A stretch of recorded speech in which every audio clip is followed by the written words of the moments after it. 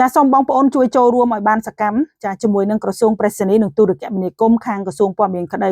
លោកបានចេញសេចក្តីប្រកាសស្នើសុំឲ្យបងប្អូនអ្នកផលិតមាតិកាឬបងប្អូនដែលលេងបណ្ដាញសង្គម Facebook បណ្ដាញទំនាក់ទំនងទាំងអស់ឲ្យបញ្ឈប់រាល់សកម្មភាពក្នុងការចែករំលែកដោយយកប្រភពព័ត៌មានពីប្រទេសថៃនិងប្រភពព័ត៌មានដែលមិនច្បាស់លាស់ទាំងរូបថតទាំងរូបភាពវីដេអូអីក្តីគឺសូមកុំយកមកផ្សព្វផ្សាយបន្តឬក៏ share comment ចែករំលែកបន្តដើម្បីបញ្ជៀសលុបបំបាត់នៅបញ្ហាព័ត៌មានคล้ายៗក្នុងពេលវេលាដែលប្រទេសកម្ពុជារបស់យើងកំពុងតែជួបស្ថានភាពនៃការរំលោភបំពានពីក្រមយោធាថៃមកលើដែនអធិបតេយ្យភាពស្របច្បាប់របស់ប្រទេសកម្ពុជាយើង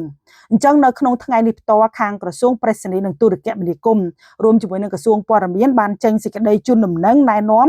ស្តីពីការបញ្ឈប់រាល់ការផ្សព្វផ្សាយនិងចែករំលែកមាតិកាលើបណ្ដាញសង្គមដែលមានប្រភពពីប្រទេសថៃឬមិនមានប្រភពច្បាស់លាស់បញ្ជាដើម្បីកុំឲ្យមានបញ្ហាធ្វើឲ្យព័ត៌មានคล้ายៗនឹងវាយលុកចាធ្វើឲ្យមានការជាចំណែកបាត់បង់គេថាភាពម្ចាស់ការរួមកម្លាំងសាមគ្គីរបស់ប្រជាពលរដ្ឋខ្មែររបស់យើងព្រោះអានឹងវាជាចេតនានៃសង្គ្រាមចិត្តសាស្ត្ររបស់ខាងពួកសៀមពួកថៃនឹងឯងបងប្អូនណាអញ្ចឹងក្រសួងប្រៃសណីនិងទូរគមនាគមន៍និងក្រសួងព័ត៌មានគឺសូមបញ្ជាក់ជូនថាទង្វើនេះគឺធ្វើឲ្យព័ត៌មានคล้ายៗនឹង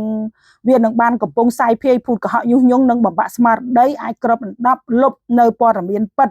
និងសច្ចភាពដែលកម្ពុជារបស់យើងបានរងគ្រោះដោយការតែបំពេញឈ្លានពានរបស់ក្រមយោធាថៃហើយខាងក្រសួងប្រៃសណីនិងទូរគមនាគមន៍រួមជាមួយនឹងក្រសួងព័ត៌មានធ្វើឡើងគឺដើម្បីឲ្យបងប្អូនចូលរួមលុបបំបាត់នៅប្រភពព័ត៌មានដែលមិនច្បាស់លាស់ឬព័ត៌មានមកពីប្រទេសថៃពីផេកនេះពីនេះពីនោះដែលអត់មានភាពត្រឹមត្រូវឬក៏ account ឈ្មោះខ្មែរក៏ដោយតែអត់មាន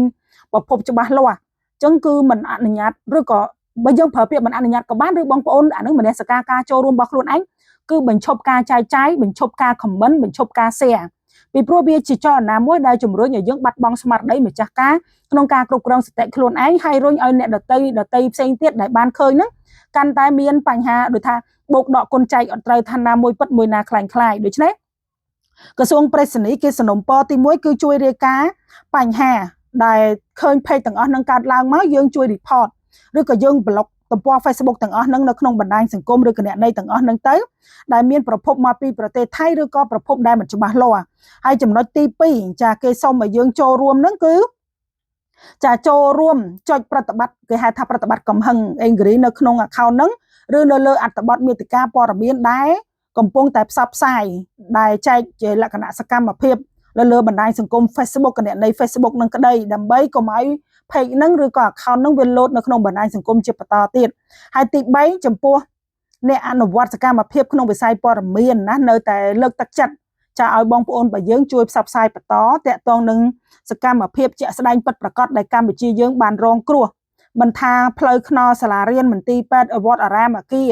និងប្រជាពលរដ្ឋខ្មែរដែលស្លូតត្រង់បើគិតមកដល់ថ្ងៃនេះប្រជាពលរដ្ឋយើងគឺមានការស្លាប់បាត់បង់អាយុជីវិតហ្នឹងគឺ21នាក់ហើយនៅមានអ្នករងរបួសជាង80នាក់ទៀតដោយសារតែការវាយប្រហារយ៉ាងបំពានយ៉ាងខូខើយ៉ាងសាហាវព្រៃផ្សៃរបស់ក្រមយោធាថៃមកលើប្រជាពលរដ្ឋកម្ពុជាដែលជាជនស្លូតត្រង់ហើយការប៉ັດយើងអត់បានទៅឆ្លោះជាមួយទេតែគេមកបំពេញនៅក្នុងដែនអធិបតេយ្យភាពស្របច្បាប់របស់យើង